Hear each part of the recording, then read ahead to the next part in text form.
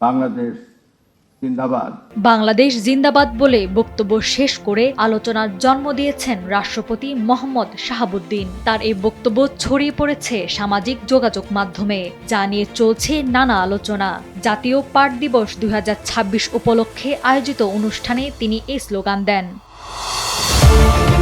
আওয়ামী লীগ সরকারের সময় রাষ্ট্রপ্রধানের দায়িত্ব পাওয়া মোহাম্মদ শাহাবুদ্দিন অতীতে জয় বাংলা বলে বক্তব্য শেষ করলেও এখন বাংলাদেশ জিন্দাবাদ বলাতেই এমন আলোচনা তৈরি হয়েছে। আওয়ামী লীগ সরকার পতনের পর অন্তর্বর্তী সরকারের সময় রাষ্ট্রীয় আয়োজনগুলোয় বক্তব্য দিতে দেখা যায়নি তাকে।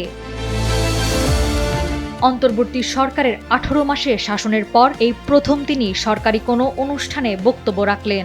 সেখানে তার স্লোগান জয় বাংলা থেকে বাংলাদেশ জিন্দাবাদে আসায় বিস্ময় সৃষ্টি হয়েছে এবং তার স্লোগানে এমন পরিবর্তন দেখে সাধারণ মানুষের মাঝে চলছে বিভিন্ন আলোচনা। নাওয়ার সালসাবিল দুরদানা, সময়ের আলো।